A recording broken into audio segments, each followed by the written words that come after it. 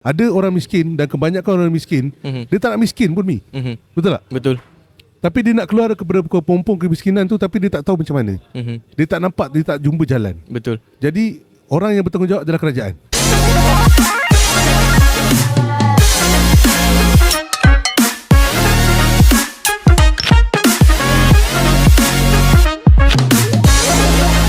Assalamualaikum warahmatullahi wabarakatuh. Waalaikumsalam. Salam sejahtera, salam Shah Alam. Hari ni panas? Hari ni agak panas, tak Agak hujan. panas, yes. Hujan kejap tapi tak jadi. Hujan sekejap. Ah. Sebab kalau ikut 2-3 hari sebelum ni, Dia. oh petang memang berdentum punya kan. Betul, hujan turun macam tak ada hari esok. Betul.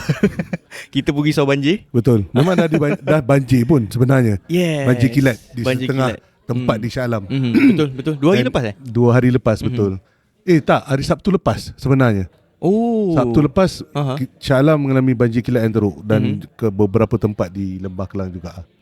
So kita bersimpati kepada pada mangsa-mangsa yang terlibat. So selamat datang ke podcast Marahin episod yang ke-11. Ke-11, betul, ke-11. Macam biasa saya ada pantun. Wah. Berjalan tangan dipimpin-pimpin. Wah. Yes. Selamat datang ke podcast Marahin. Berpimpin-pimpin. Boleh lah. Okey lah, okey Boleh lah. lah. Okay, Dah tak ada pusing kan ni. Sebab Marahin tu susah belakang. Takkan pakai pantun sama je lah. Takkan betul sama. At least kita try lah. Okey, kalau macam tu saya sambut. Okay. Minum air bergelas-gelas. Okay. Podcast Marhain dah episod yang ke-11. Yes. So kepada para penonton, bukan macam biasa. Anda dah tengok kita orang hanya berdua saja. Betul. Is meninggalkan kami. Sekali lagi Dia sibuk dengan perniagaan dia. Betul. Dan betul. tak boleh komit kepada recording session kita pada malam ini. Walaupun begitu, podcast kita tetap jalan. Betul. Terima Kita kasih. tetap meneruskan kita punya rutin mingguan. Yes. So sebelum kita pergi kepada perkembangan masing-masing, okay, kita akan membincangkan satu tajuk Okey. yang sebenarnya penting dan semakin lama semakin menjadi barah. Menjadi barah Menjadi barah juga. Serius? Kalau tak dilihat, Okay. kalau tak ditangani dan kalau tak dilihat betul-betul dibuat sesuatu lah. Dia buat sesuatu lah. Okay. Betul. Iaitu miskin bandar. Miskin bandar. Melayu miskin bandar lah kita tengok. Okay. Ada juga India miskin bandar, ada kat China miskin bandar. Tapi sebab kita orang ni orang Melayu, so kita akan banyak fokus kepada Melayu miskin bandar. Yes. Okay. Betul. So tajuk dia podcast pada hari ni adalah Melayu miskin bandar. Okay. So sebelum kita masuk ke tajuk ni, kita nak ceritalah kita punya perkembangan. Yes. Betul. Saya dulu ke abang dulu? Awak dululah. Awak dululah. Saya dulu Aha. Minggu ni, hari ni hari apa? Hari ni hari Rabu Rabu macam biasa. Oh, Rabu. Okey, Ya. okey. Hari tu hari Isnin kita cuti umum, betul tak? Betul. Okay. Cuti umum. Saya tak ke mana-mana pun sebenarnya. Cuma Selasa dengan Rabu ni quite hectic juga minggu ni. Aha. Saya ada kelas-kelas yang kena saya attend. Aha. Macam tu lah, untuk jaga kelas tu lah. Oh, so awak ada banyak kelas yang awak kena jaga lah. Lepas tu ada documentation yang saya kena buat. Okay. So padat dah, back to back lah juga jadual dia. Padat jugalah. Saya dah 2-3 hari ni tidur 3 jam 4 jam macam tu. Oh, okay. Saya pula saya kembali menonton filem-filem di Netflix. Wah, santai. Saya ada weekend tu saya slow down saya punya aktiviti dan kebetulan tak ada kenduri, tak ada tempat nak keluar bagaimana. Saya mengambil keputusan untuk tengok cerita. Cerita apa bang? The Pacific. The Pacific. Cerita perang zaman World War II. 10 episod. Oh, series. Dekat Netflix ada? Ada The Pacific. Okay. Dan saya sangat recommend kepada penonton yang belum lihat dan juga kepada awak juga. Dia punya sinematografi apa semua, dia punya jalan cerita apa semua, dan dia punya action dia memang best lah. Memang best lah. Memang best lah. Saya ada tengok juga satu movie dekat Netflix baru keluar. Okay. Leave the World Behind. Okay. Leave the World. Kalau mungkin lalu kat timeline Netflix abang kot. Saya tak pasal lagi. Tak pasal. Leave the World Behind. Dia cerita pasal kebergantungan manusia dengan teknologi. Oh, betul. Saya tak ada tengok kat Netflix, tapi saya tengok dekat timeline saya diorang suruh recommend tengok cerita tu. Cerita tu lah. Cerita tu lah. Leave the okay. World Behind. So saya tengok sampai habis, jadi 2 jam lebih lama juga. Okay. Ceritanya simple, tapi memberi kesan. So macam tu lah. Kepada para penonton, ada Netflix, macam masalah saya tak tahu nak tengok apa. First tengok The Pacific. Betul. Okay, and then the Leave the World Behind. Leave the World Behind. Memang best lah, memang syok lah. Podcast Marahin merekomendasikan untuk anda lihat 2 filem ni. Satu series, satu lagi filem lah. 2 jam something like that lah. Yang ni 45 minit each. Yang tu pandai-pandai lah cik masa. Saya satu weekend tu saya hentak semua.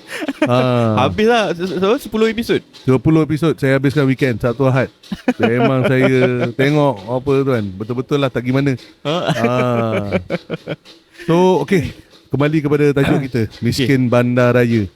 Miskin Bandar Raya. Miskin Bandar Melayu. Melayu miskin bandar tu. So kenapa ada wujud perkataan Melayu miskin bandar? Dan sebab dulu perception orang bila duduk di bandar ni dia tak miskin. Dia kaya, banyak duit, peluang pekerjaan yang banyak saya rasa. Betul lah. Tapi sebenarnya wujud golongan miskin ni di bandar. Dan orang lihat, dan setengah orang masih lagi beranggapan yang miskin ni hanya berada di kampung-kampung, di kawasan pedalaman. Betul. Tak dinafikan di bandar pun ada orang miskin. Betul lah. Dan ada yang kaya dah jatuh miskin, dan ada yang memang miskin betul. So dan dia duduk di bandar. Sebab dulu betul orang Melayu ni duduk di kampung-kampung. Betul. Okey? Betul. Dan mereka telah berhijrah ke bandar. Dan pada waktu penghijrahan pada awal 80-an dan 90-an, mereka tak ada lagi miskin dan mereka mendapat tu. Tapi bila diorang lama-lama bertapak di bandar ni, diorang automatically diorang boleh jatuh dalam ataupun berada tahap yang sama. So dalam miskin bandar ni pula, dia kalau kita kerajaan dia tak panggil sangat lah kualifikasi ni sebagai miskin bandar sangat. Dia just sebagai kau orang miskin. Tapi dia buat satu kualifikasi baru. Saya tak pasti kerajaan mana yang buat. Bukan, tapi kerajaan Malaysia lah. Tapi kerajaan era mana lah. Tahun bila? Tahun baru tu saya tak pasti.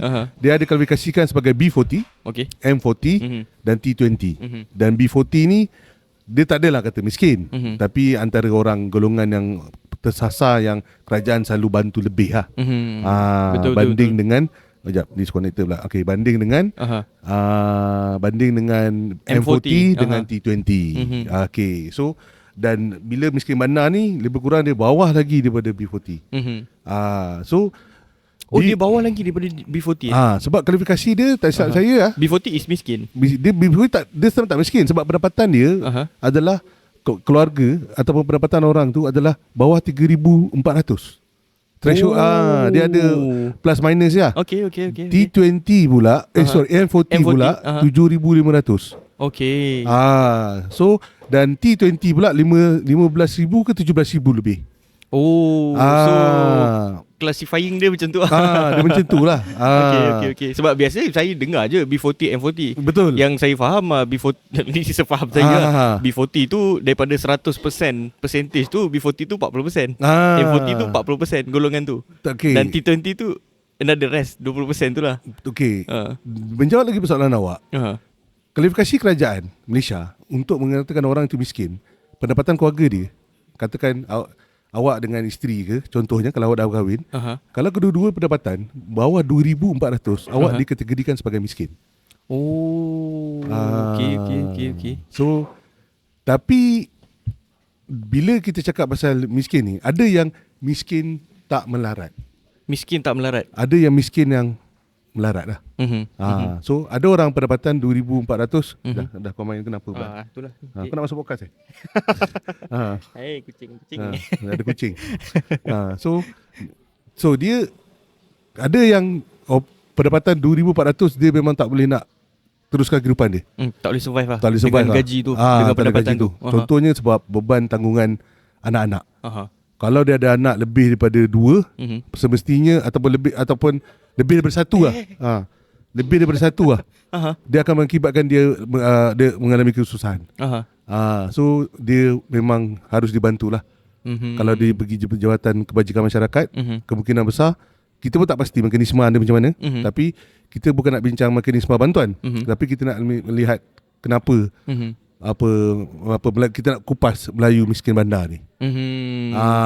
So baru kalau kita tahu kualifikasi yang ni, kualifikasi asas ni, tak ada detail sangat, baru kita tahu yang awak ni miskin bandar dan awak ni miskin miskin bandar dan awak ni miskin pedalaman. Bukan B40 dan awak ni M40, awak ni adalah T20.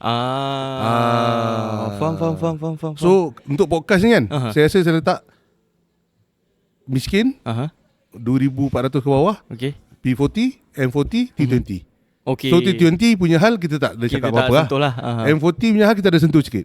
Sebab di masa waktu COVID, terjadinya golongan M40 ni, contoh pilot-pilot, petugas-petugas business owner yang M40 yang baru nak meningkat ni jatuh ke B40, jatuh terus ke miskin. Sebab hilangnya punca pendapatan. Betul juga. Masa COVID kan ramai terjejas. Betul.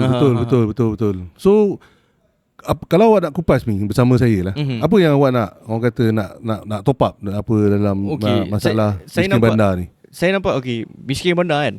Dia orang miskin ni, saya terfikir tak, macam mana jadinya orang, macam mana dia boleh miskin? Adakah daripada keluarga dia miskin, daripada dulu atuk nenek moyang dia miskin, sekarang dia akan turun akan miskin, ataupun macam mana?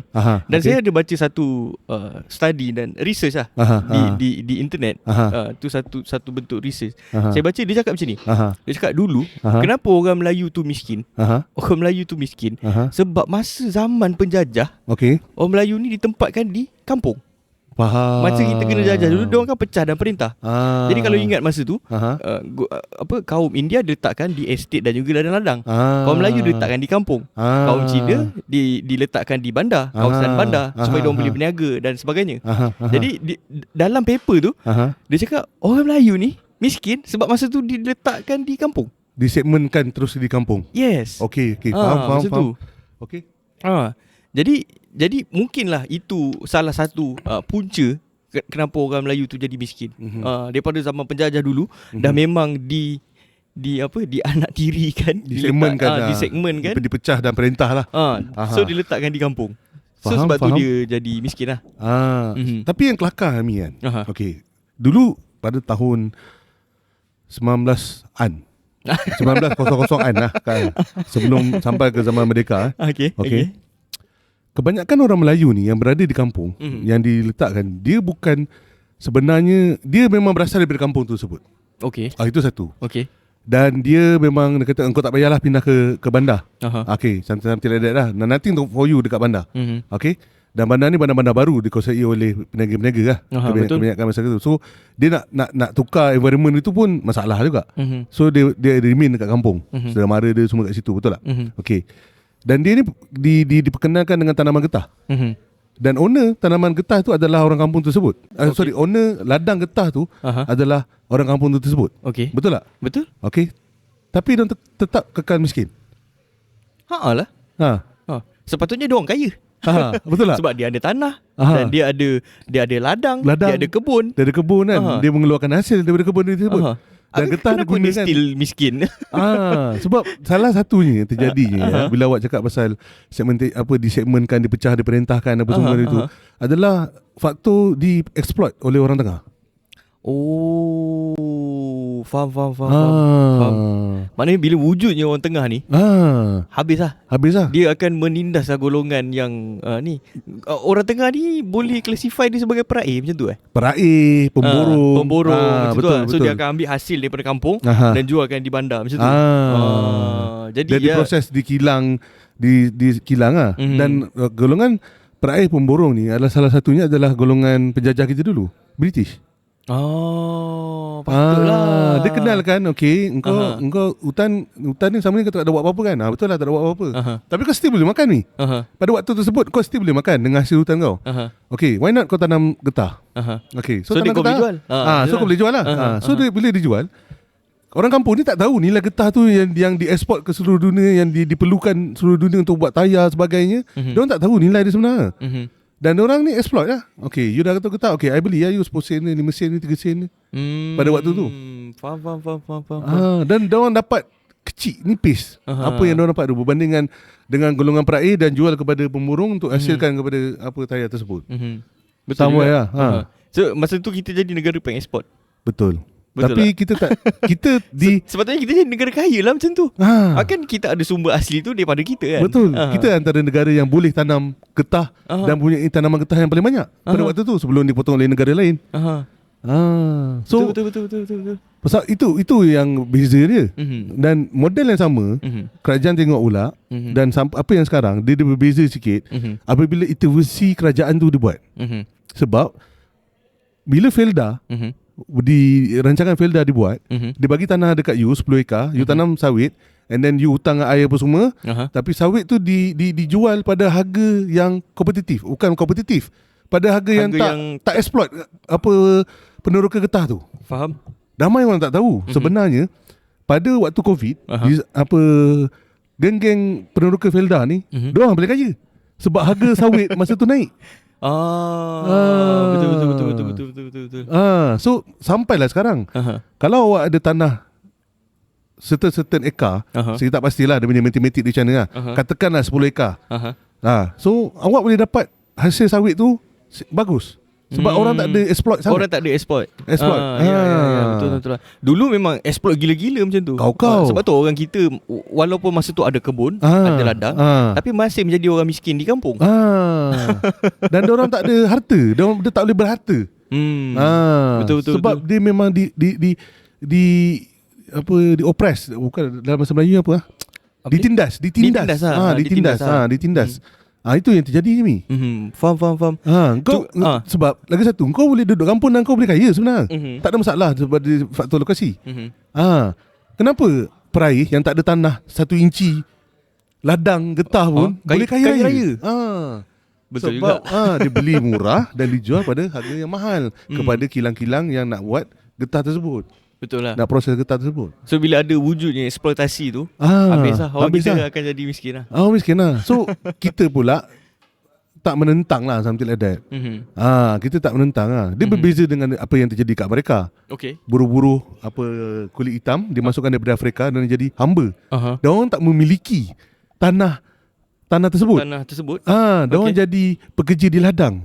Beza ni di tanah Melayu, di Malaysia ni, engkau memiliki tanah tersebut tapi kau tetap miskin bila kau tanam getah.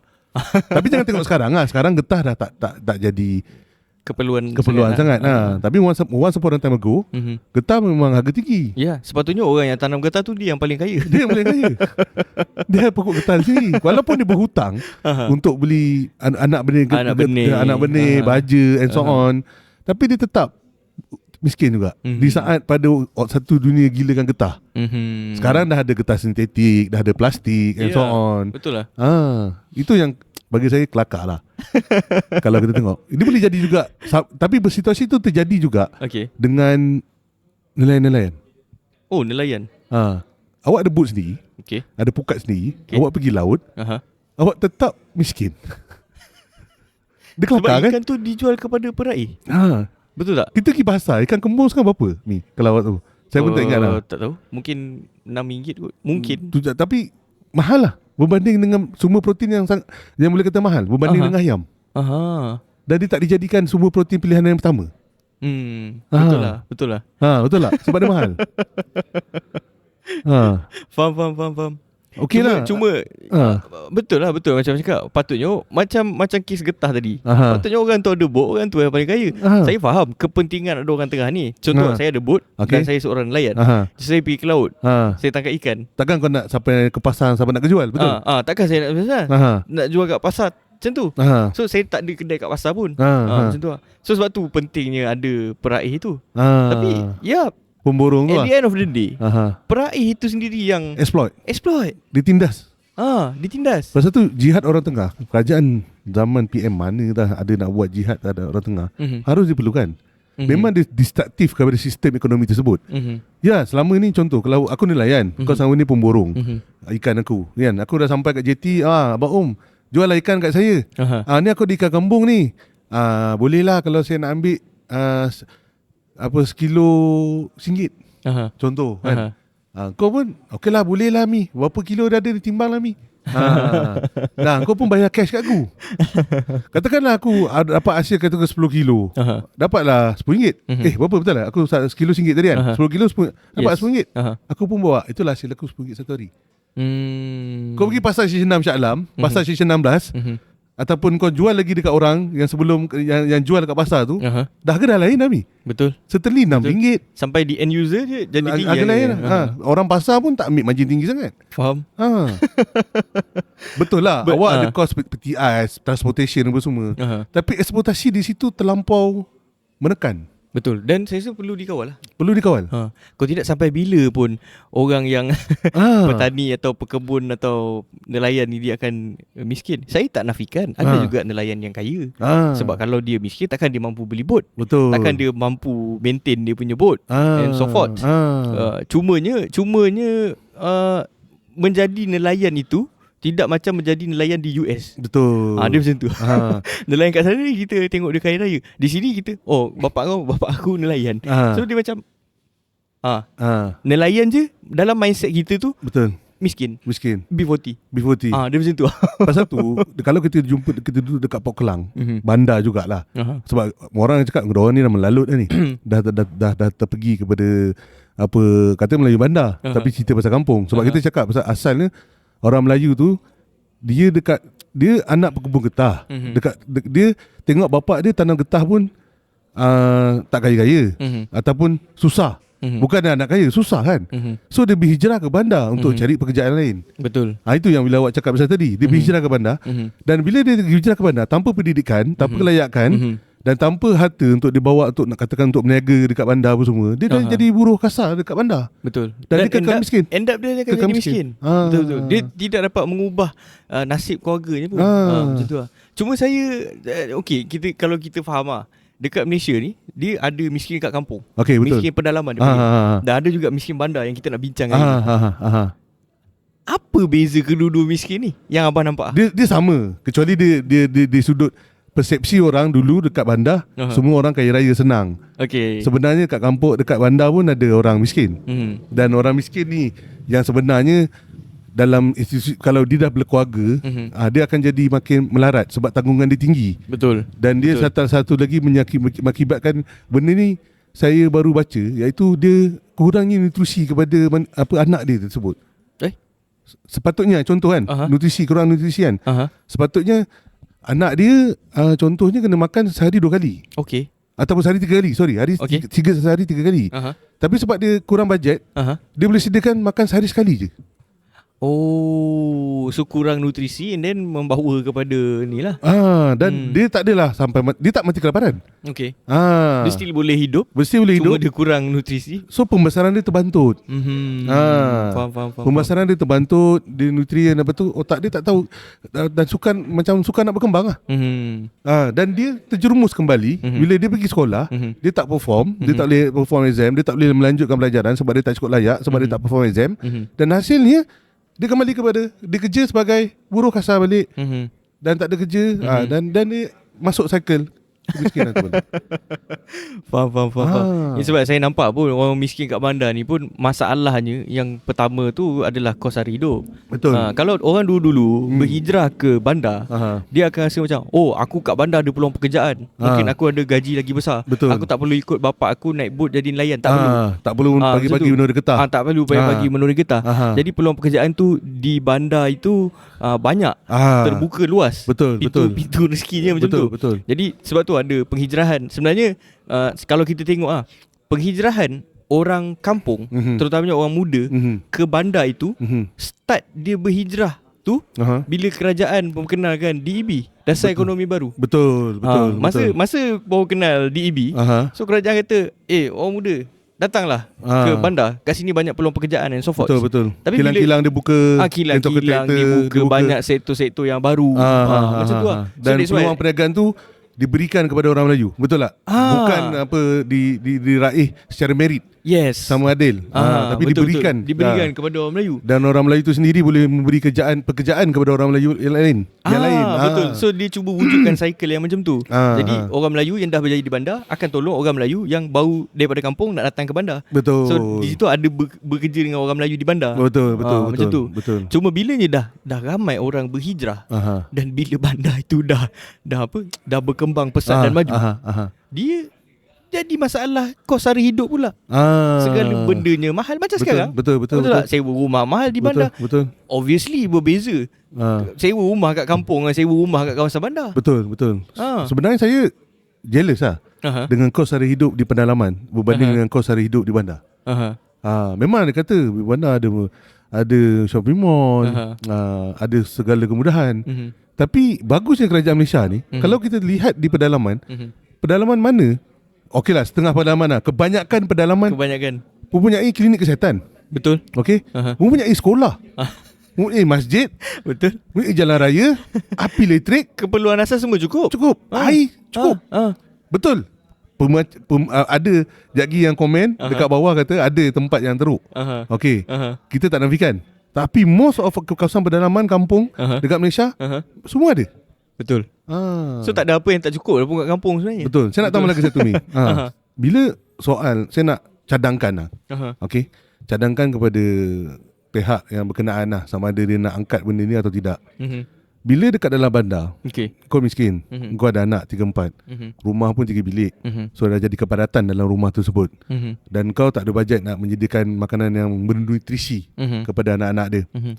So they end up dia makan sekali sehari. Ini benda ni ada study tau. Kebanyakan kebanyakan orang Melayu ataupun penduduk bandar yang miskin, sebenarnya anak-anak dia kurang nutrisi. Oh, itu puncanya. Itu punca dia. Dan dia menyebabkan pembesaran dia terbantut. Kita tak cakap dia menyebabkan dia akan jadi miskin. Tak, itu belum kita tak confirm ke. Tak cukup makan jadi miskin. Gitu. Tapi bila pembesaran terbantut, maknanya perkembangan otak, kepandaian dan so on apa semua akan menjejaskan sebersedikit. Betul tak? So saya tengok model di kampung-kampung. Dia menyediakan asrama desa. Asrama desa? Sekolah tu ada asrama. Okey. Dia boleh balik 2 minggu sekali. Pelajar-pelajarnya. Sebab model dulu orang susah nak pergi sekolah sebab jauh. Tak ada transport. Kena lalu sungai, kena naik boat lah apa sebagainya. Tak ada jalan. Kerajaan kata you kena ambil pendidikan ni juga, you kena ambil sekolah. Tak apa, I readykan asrama untuk you. So model yang sama harus dibawa ke bandar. Sebab sebab saya tengok ada lagi satu, kadar keciciran pun semakin tinggi. Oh, faham. Saya interview pekerja-pekerja. Kadang-kadang dekat Plaza Shah Alam saya interview, yang datang tu umur 16 saya tanya. Tak sekolah? Tak sekolah ke dik? Tak, dah tak nak sekolah dah. Dan benda ni makin lama makin meningkat. Dan dia terus pergi cari kerja. Oh. Bila kita soal selidik, dia somehow dia macam ada kategori dalam miskin bandar. Saya rasa dia percaya yang pendidikan tu adalah kunci untuk dia berjaya. Tapi disebabkan desakan-desakan yang maybe family dia lebih perlukan duit daripada pendidikan pada saat itu. So that's why dia ambil choice untuk aku berhenti sekolah lah, biar aku kerja lah. Dia bukan daripada dia kata aku dah tak larang nak sekolahkan kau. Dia masalahnya family tu terpaksa mengabaikan. So kau tak nak sekolah tak apa lah, lantak kau lah. So okey lah. Sebab aku cari lah kerja, pembantu ke apa-apa. Faham. So dia datang lah. Faham. Salah lah sebagai syarikat untuk ambil pekerja bawah umur. Betul. Dan saya sedih apabila mereka ni tak habis sekolah lagi pun. Betul. Sekurang-kurangnya dia habis SPM. Lampu gitu mati pula. Tak apalah, masih boleh lagi lah. Kalau kita tengok monitor ni, boleh lah. Still okay. So itu yang terjadi. So untuk mengelakkan keciciran sekolah ni dekat bandar, harus dibuat asrama balik. Maknanya apa yang abang cuba sampaikan adalah buat asrama macam kat kampung tu. Buat asrama di sekolah-sekolah kat bandar. Betul. Tapi kan diorang duduk dekat. Tak semestinya. Bukan faktor dekat. Apabila dalam sistem keluarga mereka tak kondusif. untuk mereka pergi sekolah, tak ada siapa nak galakkan dia pergi sekolah sebab mak bapaknya mengenai tekanan hidup untuk cari duit, nak bayar sewa kereta, rumah dan sebagainya. Mungkin rumahnya kecil. Rumahnya kecil lagi satu dan memang keadaan di rumah tak kondusif. Jadi mereka rasakan baik aku keluar kerja dan aku cari bilik tu dan aku kahwin, something like that. Tapi kalau sediakan option yang asrama ni tadi, mungkin dia akan pilih. Dia akan sekolah macam biasa. Dan weekend kejap balik jumpa family. Dan boleh pilih lah. Bukanlah kalau dekat sekolah session 7 Shah Alam ataupun session 9 Shah Alam harus dibuat untuk semua pelajarnya. Dan haruslah dipilih kepada pelajar yang berkelayakan. Faham. Ya, tak payahlah semua pelajar tu kena duduk asrama, bukan macam tu. Betul. Kan. Hidup pula. Macam-macam ada. Okey. Faham. So make sense.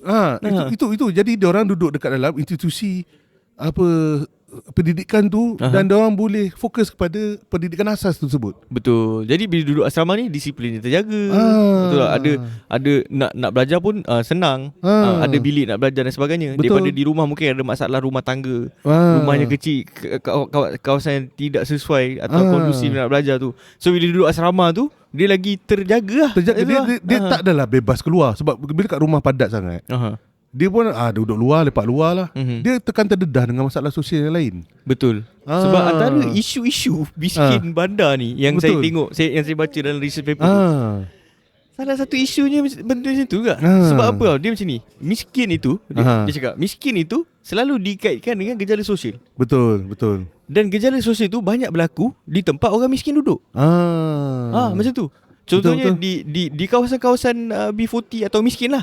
Macam tu. Kat situ yang kadar jenayah, betul. Kadar keciciran sekolah, pengangguran, apa benda semua segala-galanya datang daripada tinggi. Tinggi. So miskin itu selalu dikaitkan gejala sosial. Betul.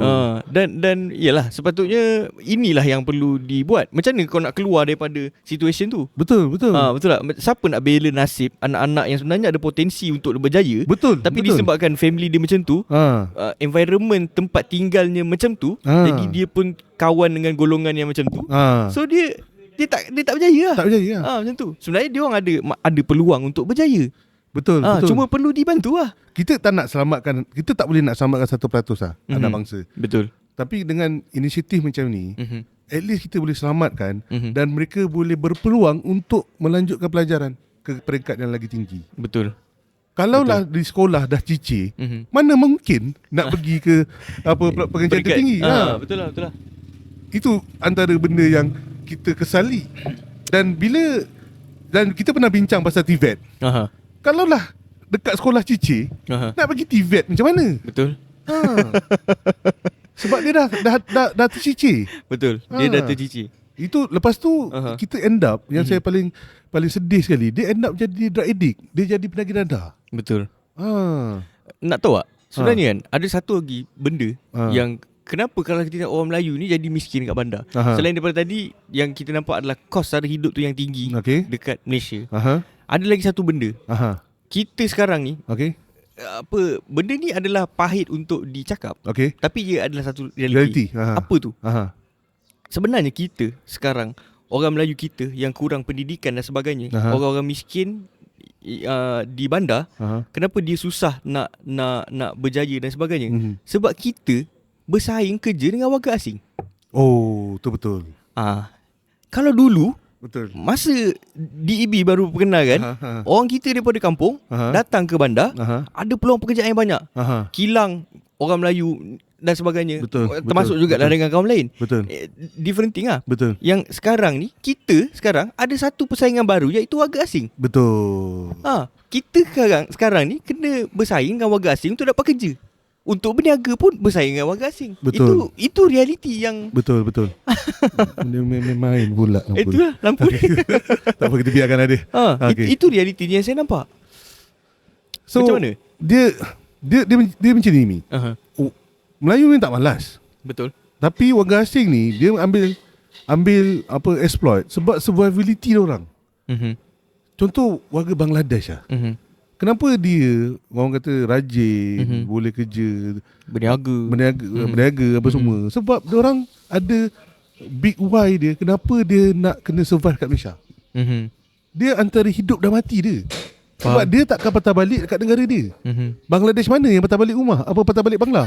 Tak pernah. Bangla mana yang tak patah balik Bangladesh? Betul. Faham. Dia bukan simpan harapan untuk kembali kepada Bangladesh. Betul. Dia kalau boleh nak kahwin kat sini, hidup kat sini, sampai mati pun kat sini. Sampai mati pun kat sini. Dan dia survive sebab nothing is there dekat Bangladesh.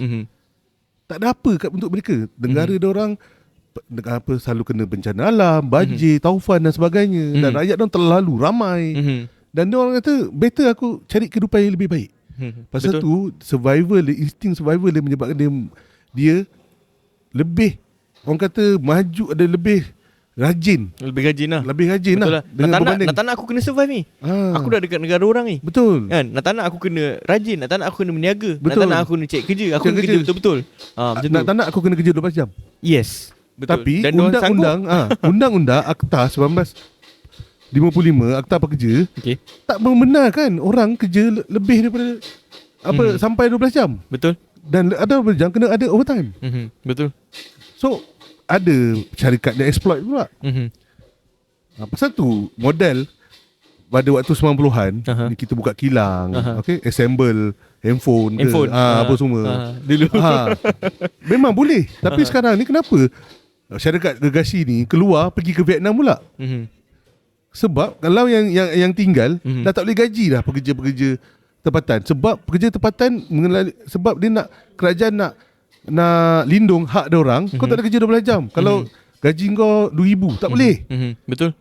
Betul. So kau kena kerja gaji bawah berapa jam dia ada threshold dia. Bawah berapa jam setiap minggu. So kalau lebihnya kena ada overtime. Faham. So kos menggaji pekerja warga tempatan ataupun orang Melayu ni lagi tinggi berbanding dengan foreigner.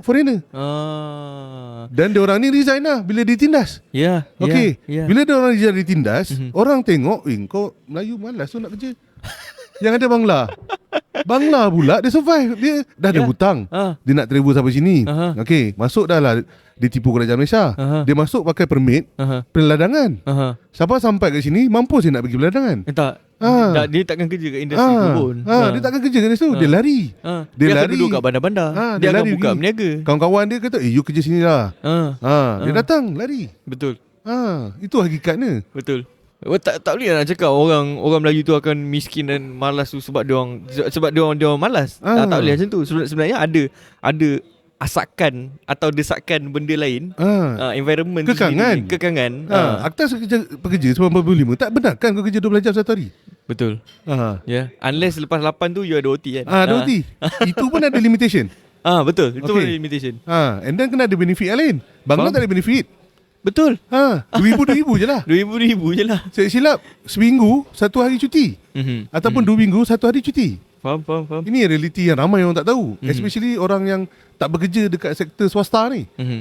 Dekat kerajaan, orang kerajaan memang langsung tak tahu sebab tak ada Bangla dekat sektor. Diorang tak compete. Bangla tak boleh compete dalam sektor kerajaan. Sektor awam kan. Itu je yang jadi salah satu dia. Faham. So tu yang menyebabkan Melayu ni jadi miskin. Aku nak cari kerja yang mengikut undang-undang sebenarnya. Bukan diorang demanding. Betul juga. Sebenarnya. Pasal tu contoh, kalau kita lihat kenapa setengah-setengah restoran macam Starbucks kenapa Melayu banyak kat situ? Sebab syarikat Starbucks ni okay lah, of course lah dia kena Palestin, dia kena boycott apa semua and so on. Tapi sebenarnya dia tak exploit dia punya pekerja. Dia bayar gaji yang kompetitif dan dia tak benarkan pekerja dia kerja 12 jam setiap hari dan dia bagi cuti dan dia bagi benefit-benefit yang lain. Betul. Dia buat shift sampai 3 shift. McDonald dia buat shift. Sebab diorang ni very dependent kepada warga tempatan. Betul. Diorang tak boleh ambil Bangla, ambil Indon, ambil Filipin, tak boleh. ambil Nepal. Apa kau punya barista kau Bangla, kau cakap tak boleh. So nak tak nak diorang kena ikut lah peraturan undang-undang Malaysia tu. Cuba para pendengar tanya pekerja-pekerja dekat ni berapa? Okey, ini tolak tepi isu Palestin lah. Okey, pekerja-pekerja dekat company besar-besar ni berapa? Dan you tanya pekerja-pekerja yang warga tempatan yang bekerja dekat syarikat yang lebih kurang juga. Berapa dapat gaji dia? Beza kau. Betul. Beza kau kan? Betul. Saya ada seorang kawan yang memang kerja Starbucks. Jadi saya tahu tangga gaji dia macam mana. Cara dia orang manage staff tu macam mana. Betul, dia orang tak boleh cuti hari Ahad, Sabtu dan Ahad. Tapi diberi cuti yang sepatutnya. Betul. Betul. Saya rasa kita break sekejap. Boleh. So sebelum kita sambung kembali sebab kita pun ada masalah lampu. Lampu kita hidup ke tak hidup? Dia macam tu je. Itulah, dia macam dia malam. Kita ada masalah teknikal lah. Tak apa, kita tengok sekejap lagi. Kita tengok lagi. Kita kembali balik sebentar lagi untuk menyambung masalah Melayu miskin bandar. Yes.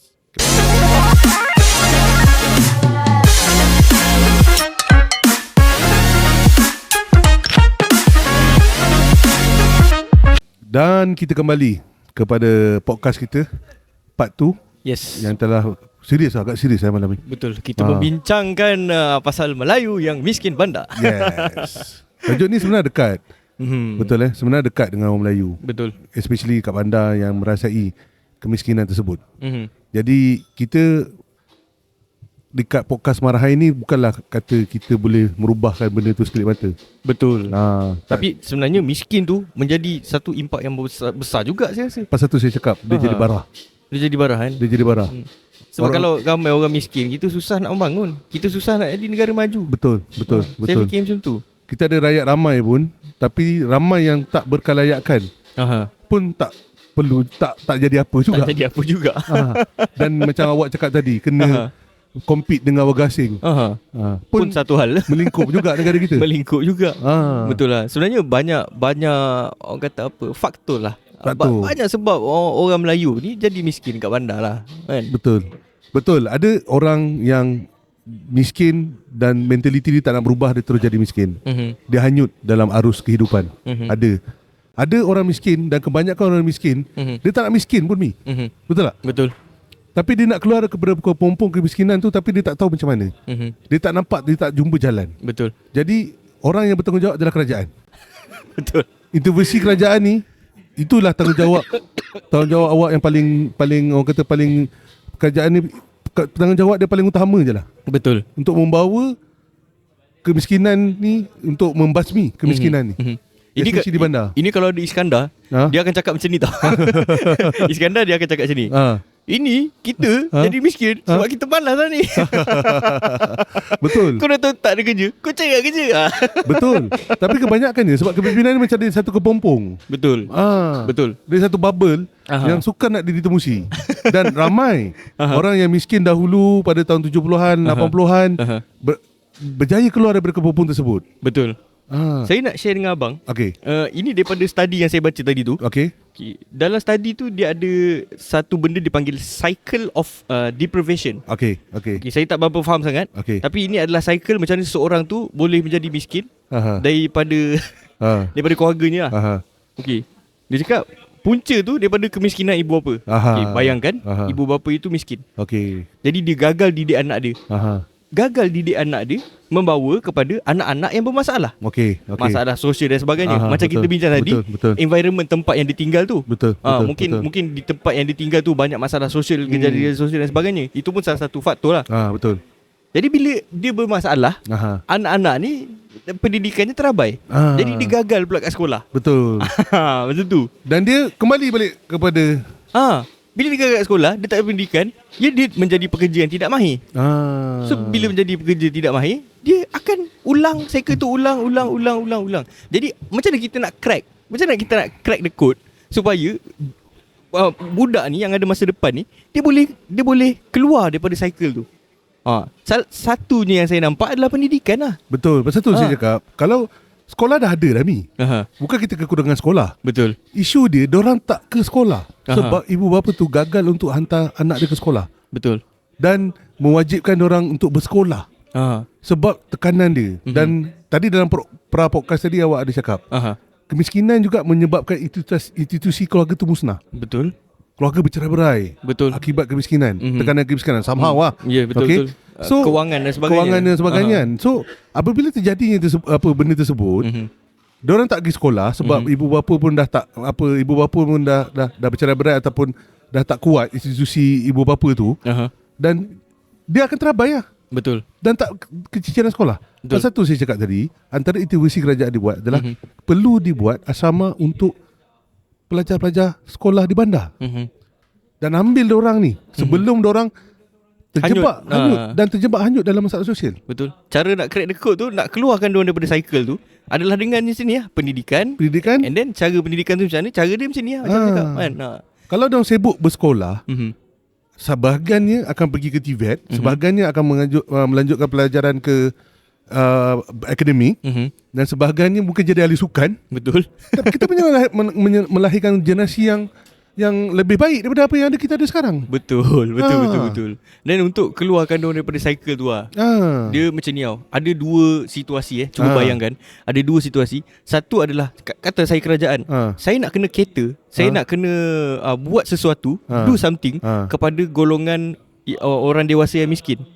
Tapi dalam masa yang sama, saya tak boleh juga nak tinggalkan anak-anak yang masa generasi depan baru. generasi baru ni supaya dia orang tak jadi miskin macam mak ayah dia orang. Betul. Betul. Itu saya rasa cabaran utama kerajaan. Saya bukan nak puji kerajaan lah.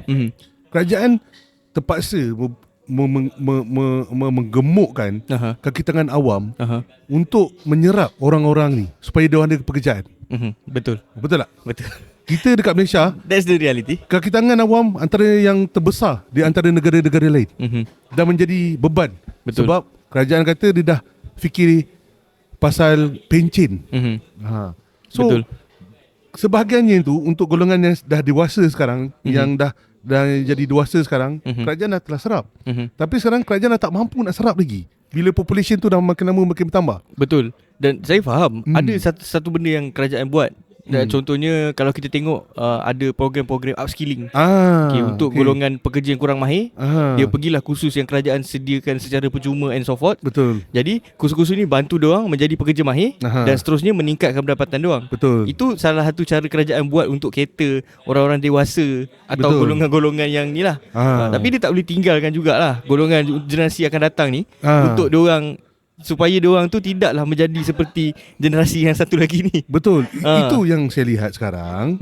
Kerajaan ada terlepas pandang generasi baru ni. Sekolah dia dah ada. Betul lah.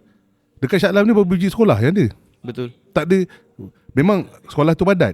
Setengah kawasan macam Meru contohnya. Sekolah menengah kemasan Meru sangat padat. Okey. Setengah kawasan dekat Shah Alam, sekolah menengah Subang apa tak silap saya, pun padat juga. So pasal sekolah kerajaan boleh buat, tapi buatlah asrama sekali. Betul juga. Bukan yelah, selama ni selama ni asrama hanya untuk budak pandai. Tak boleh dah macam tu. Model betul, ni dah tak boleh macam tu dah. Betul. Dan saya faham orang susah, orang miskin, anaknya bersekolah, katalah bapaknya B40, kerajaan akan sediakan bantuan. Tapi bagi saya itu tidak menyelesaikan 100% masalah yang kita tengah hadapi sekarang. Masalahnya macam mana nak selesaikan masalah tu adalah dengan cara asrama ni tadi. Kena keluarkan orang. Kerajaan mungkin anak B40 aku bagi yuran percuma. Betul. Anak B40 aku bagi rancangan makanan tambahan. Betul. RMT. Betul. Dapat buku teks percuma. Dapat apa lagi? Something like that. Dapat bantuan persekolahan. Macam tu. Tapi bagi saya itu tidak, dia macam benda tu yang kerajaan buat tu, dia macam painkiller. Betul. Painkiller dia tak hilangkan sakit tu, dia menahan je sakit tu. Tapi sakit tu masih ada. Punca bila ubat tu dos tu habis, dia akan sakit balik. Dia jadi macam tu. Betul. Itu yang mungkin kerajaan terlepas pandang. Nak kata kita lebih pandai daripada orang-orang pembuat dasar ni kita. Tak adalah nak sampai begitu sekali kita nak cakap. Tapi orang buat dasar pun belum tentu dia pandai. Betul. Tapi dengarlah kan. Dengarlah kita orang punya idea ni kan. Betul. So lagi satu kerajaan ni pun gedik juga. Dengan perbankan pun gedik juga. Gedik juga. Mengepek juga kadang-kadang. Kenapa perbankan? Kenapa? Sebab dia macam ni. Saya pastinya mana-mana parti politik yang memegang kuasa kerajaan tu, dia akan nak membasmi masalah kemiskinan ni. Betul. Siapa-siapa jadi kerajaan pun dia akan nak buat benda yang sama. Tapi dia orang ni disebukkan dengan masalah politik. Perbankan pun kata kita ada jumlah. Ogos ni kerajaan tumbang. Investor mana nak masuk? Itu satu hal. Betul. Dan bila engkau menteri-menteri ni pula untuk menggerakkan parti politik, dia sibuk pula untuk tu. Daripada sibuk menyelesaikan masalah rakyat, menyelesaikan masalah rakyat, sibuk nak menyelesaikan masalah politik. Nak memegang tapak kuasa. Kau jadilah pembangkang betul. Kau settle lah dulu masalah kat negeri kau. Betul. Negeri kau peratus kemiskinan pun tinggi juga. Betul. Lain lah kau dah buat negeri kau tu better daripada sebelum ni. Tu different thing. Hasilkan model yang kau rasa yang ini workable, boleh dibawa workable. Nanti kau ada pegang masa pilihan raya, kau fight betul-betul masa pilihan raya. Lepas tu kau pegang kerajaan nanti, kau jangan bagi alasan pula kau tak kerti buat. Betul. Dia orang kadang-kadang setan lah. Ini itu kau kata model pun tak ada kan? Kau tak ada apa yang kau nak dicontohkan kan? Lepas tu kau jadi kerajaan pun sama kan? Kau sama. Cycle tu pun tidak cycle tu akan berulang.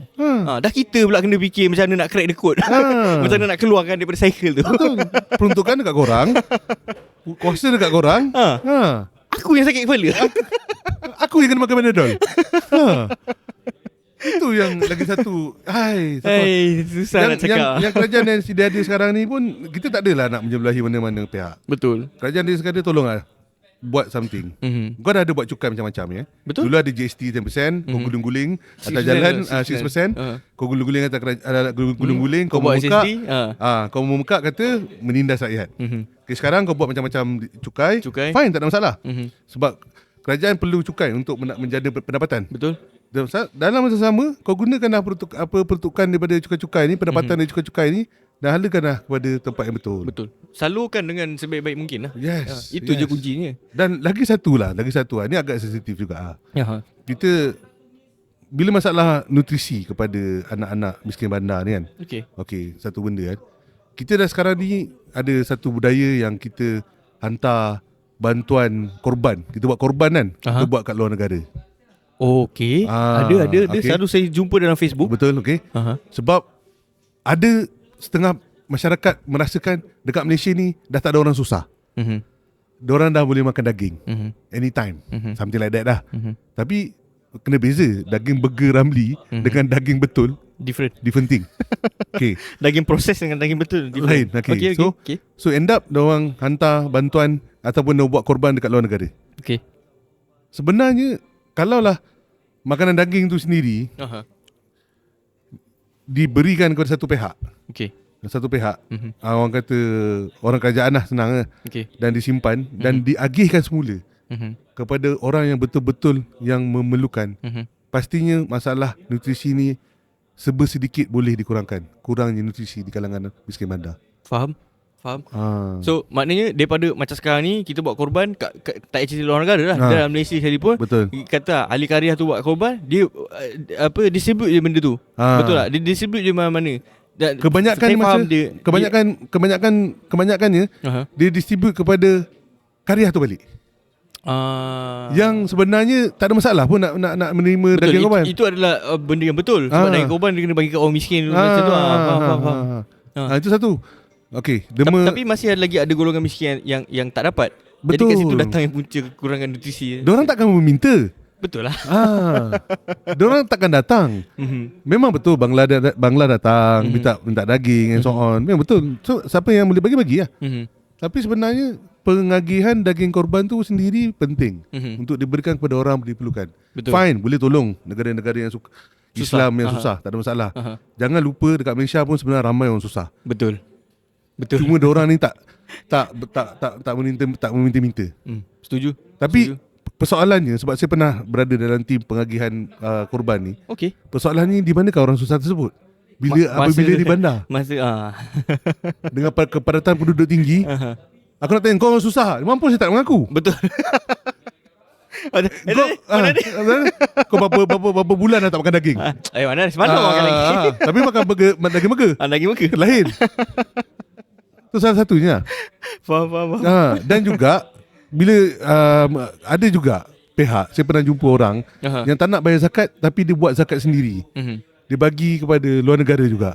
Tak salah bagi luar negara, sebab dia punya mentaliti beranggapan bahawa orang susah di Malaysia ni dah tak ada. Sebenarnya ramai. Faham. Tanyalah pusat zakat Selangor.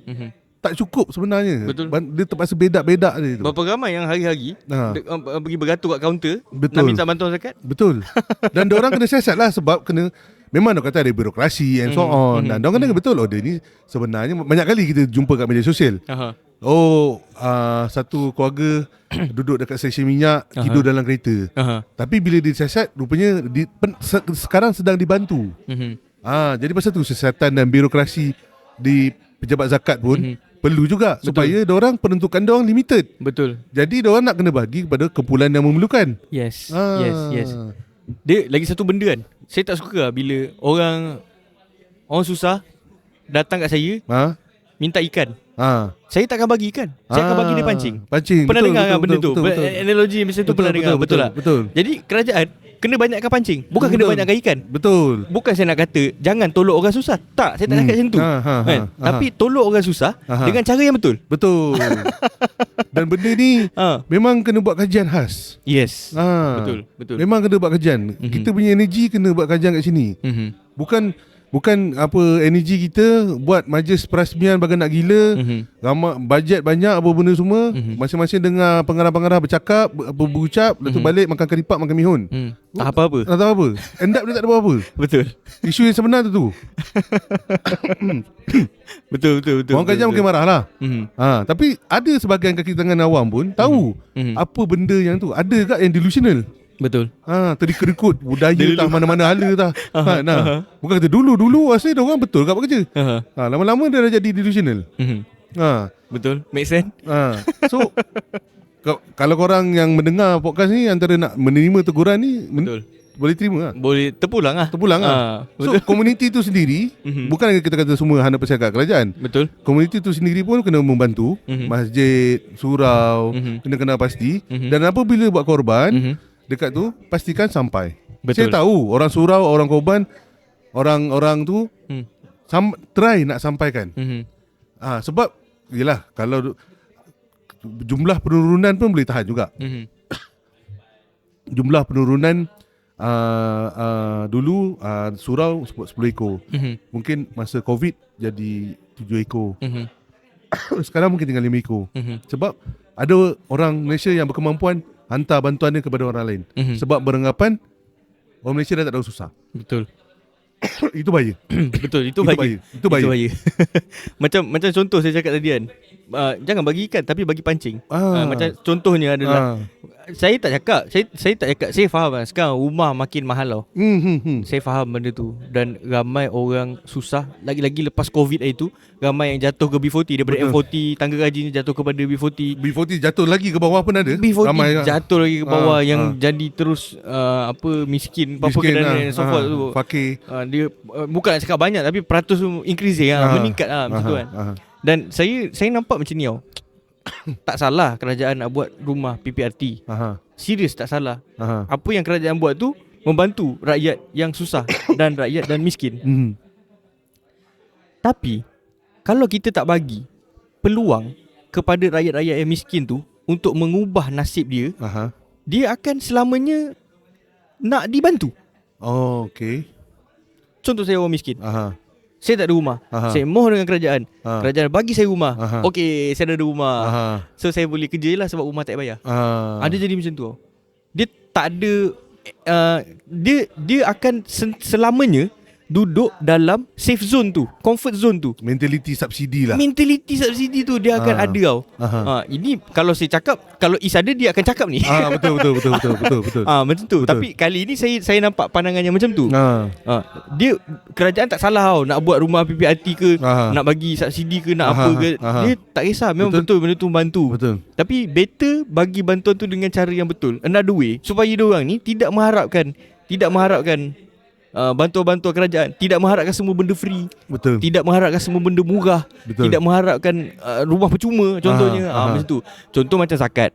Zakat dia ada dia ada bantuan yang berbentuk macam kau orang susah, kau datang aku, kau isi borang, aku akan bantu half bayar sewa rumah kau. Betul. Okey, itu saya rasa lagi berkesan daripada 100%.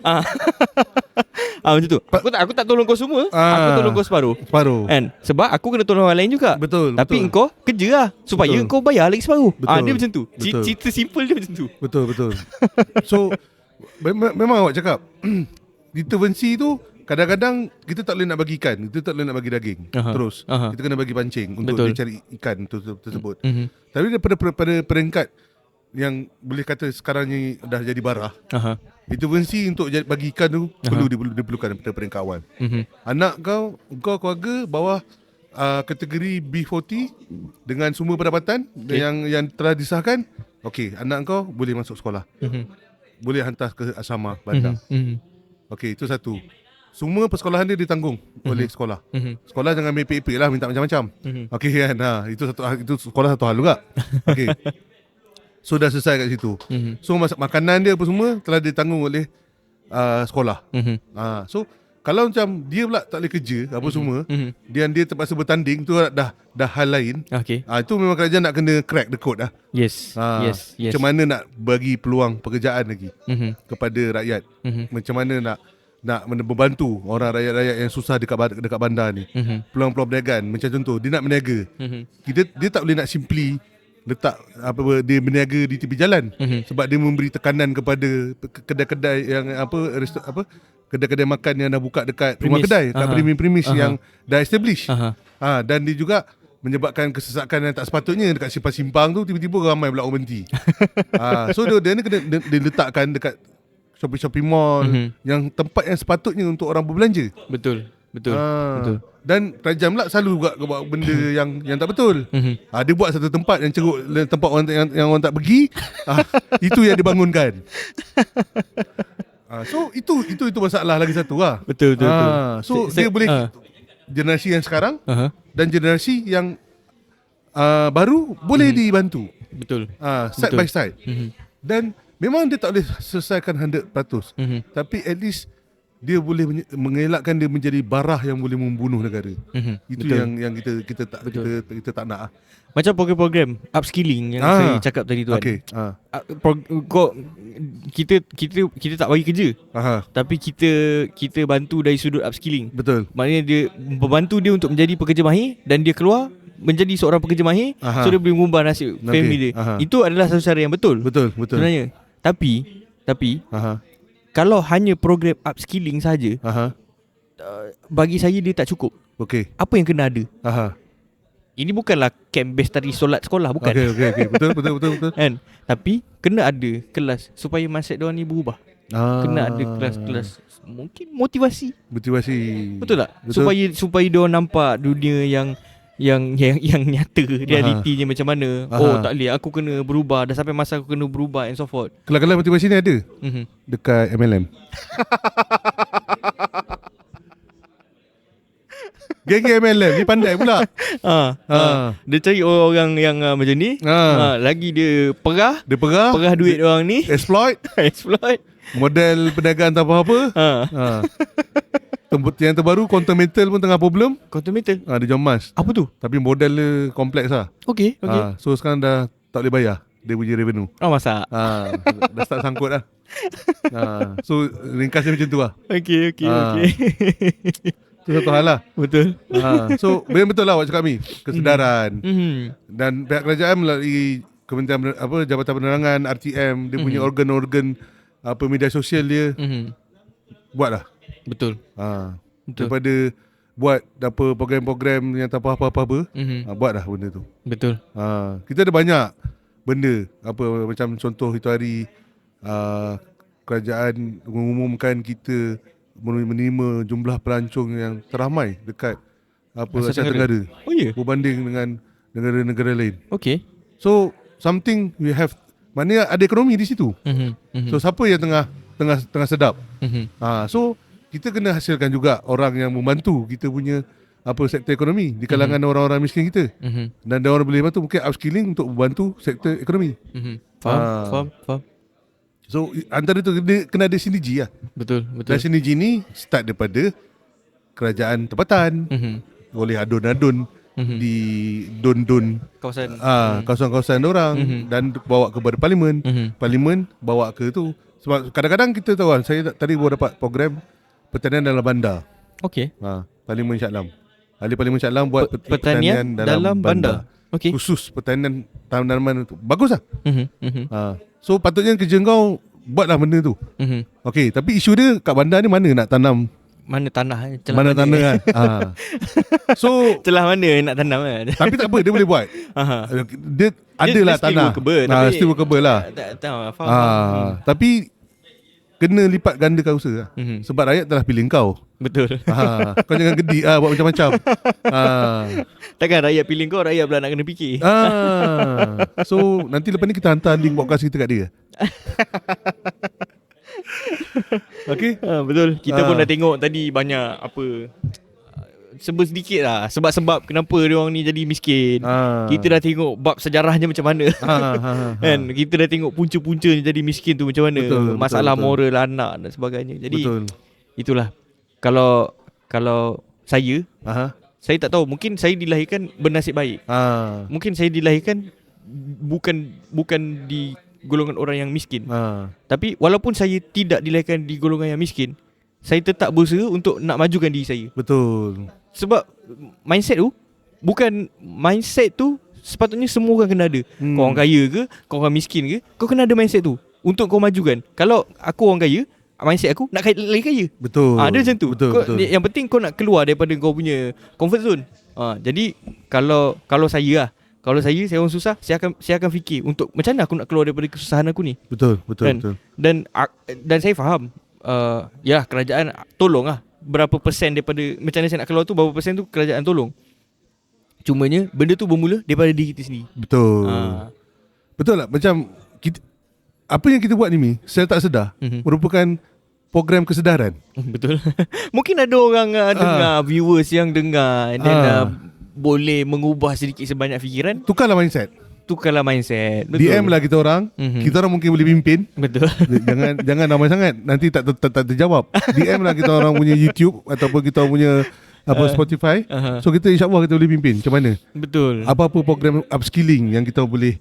Betul. Kalau ada share peluang tu kita boleh war-warkan sebenarnya. War-warkan kan. Sebab kadang-kadang kita pun buat kelas percuma juga. Betul. Dekat ruangan description dekat YouTube, dekat bawah memang saya letak sebenarnya awak punya TikTok, Iskandar punya TikTok. Okay. So kat situ kita ada update. Kelas percuma ke, peluang terbaru ke. Boleh DM lah direct kalau ada apa-apa masalah. First, jangan nak minta pinjam 100. Okay, betul. Jangan minta pinjam duit. Yang kedua, jangan minta duit lah. So kita akan sedaya play our part juga. Betul. Dan first apa yang kita buat adalah kita akan, insyaAllah kita akan beritahu mindset apa yang kena bawa. Betul. Bermula kepada mindset. Betul. Intervensi kerajaan dengan pendidikan, dengan peluang pekerjaan. Betul. Dan juga politician juga. Kau jangan macam-macam. Yalah, sebab di akhirnya podcast ni kita buat untuk bagi awareness kat orang juga. Manfaat. Yang penting dapat manfaat. Betul. Khususnya rakyat Shah Alam kan. Khususnya rakyat Shah Alam. Betul lah. Kita tengok Shah Alam pun still ada je orang miskin. Betul. Tak semestinya di KL, di kawasan Lembah Kelang yang lain. Betul. Tapi di Shah Alam sendiri pun ada. Masih lagi ramai orang terkesan. Betul. Dan kadang-kadang saya tengok tak semestinya, walaupun dia duduk Shah Alam dan dia duduk kampung, tak semestinya dia miskin. Betul.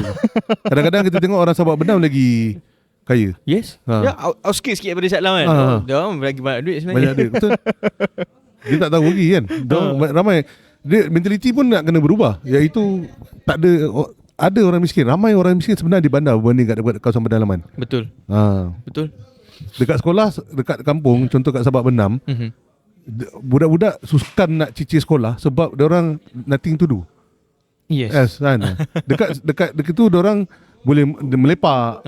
Dekat sana boleh naik motor gulu gili. Walaupun orang miskin pandai juga nak cik duit naik motor gulu gili kan.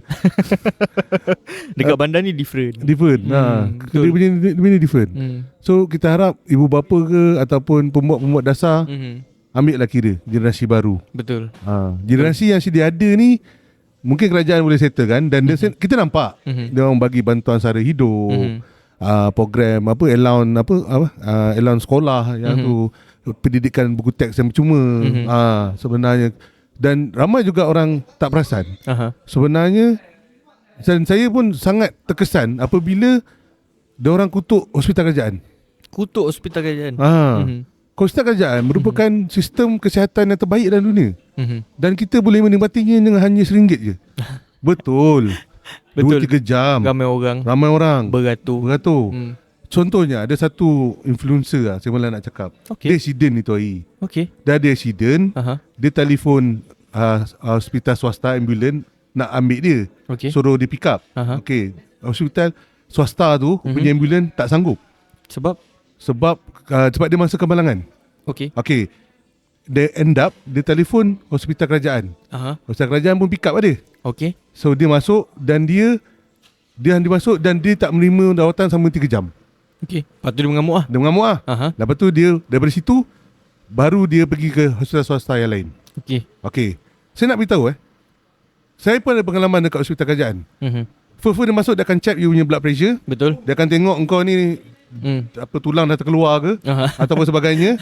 Dan dia akan rawat awak ikut awak punya tahap kesakitan. Lah. Betul. So kalau dah tak ada apa-apa tu, awak tunggu je lah. Sebab ada lagi orang yang lebih sakit daripada awak. Betul. Okay. Betul. Betul Memang tak? itu sistemnya.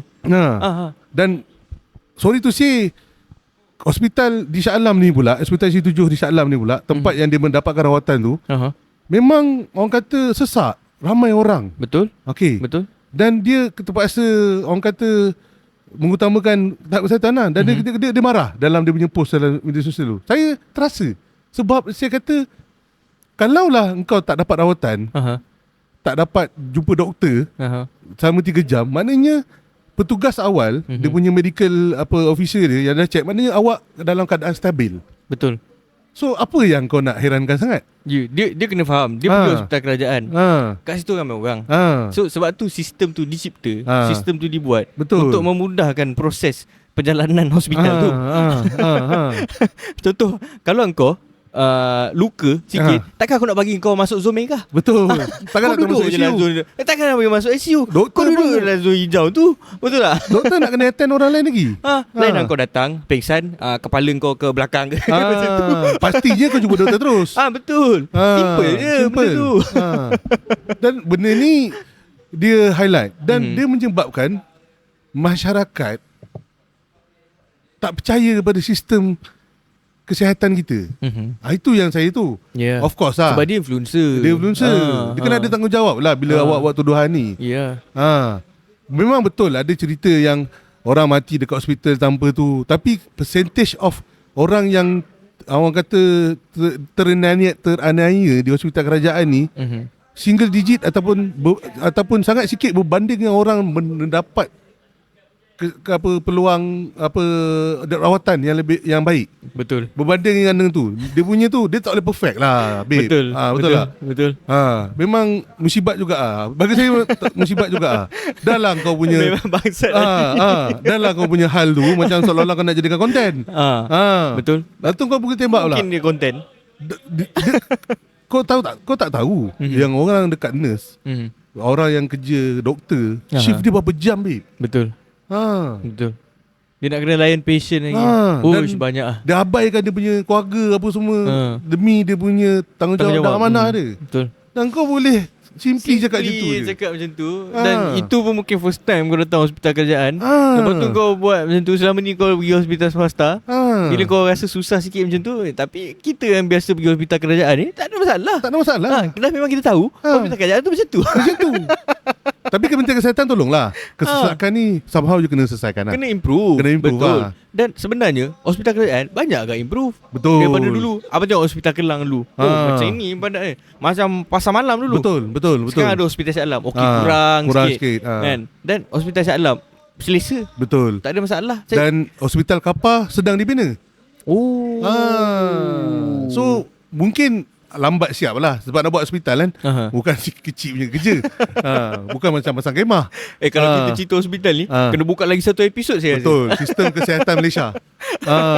Memang kita kena tambah lagi satu sub episod ni kan. So itulah Mi. So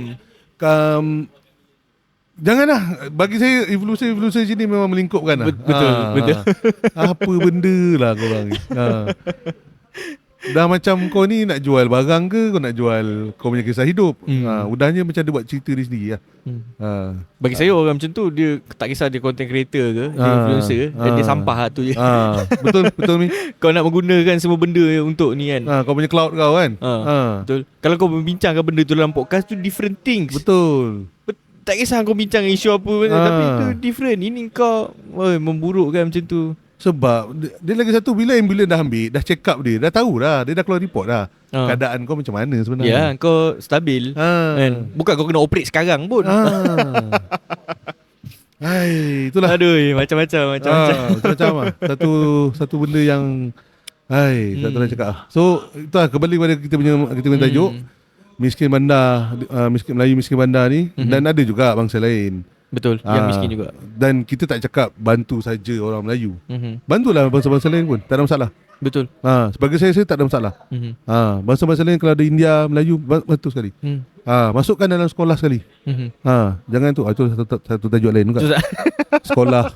Banyak tajuk kita malam ni. Sekolah yang semua ada. Sebab saya tak setuju sistem persekolahan vernacular sekarang.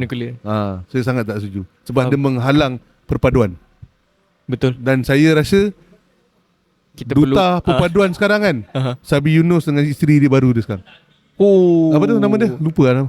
Angeline Tan. Itu merupakan perlu diangkat sebagai duta perpaduan antar kaum. Betul. Tahu Angeline Tan tu kakak Elizabeth Tan? Ya ke? Serius? Oh my god. Okay, jadi itu je kot untuk malam ni. Yes, itu saja. Terima kasih kerana menonton. Terima kasih kerana menonton sampai ke minit-minit yang terakhir ni. Dan kita harap perbincangan kita ni memberi manfaat lah. Yes, kurang-kurangnya membantu sedikit banyak ataupun membuka minda lah orang yang tengok. Yes. Betul tak? Okay. Teruskan komen, like. Yes, dan jangan lupa tekan butang subscribe. Kerana subscribe itu percuma. Sehingga kita bertemu lagi dalam podcast episod yang ke-12 yang akan datang. Okay. Bye-bye.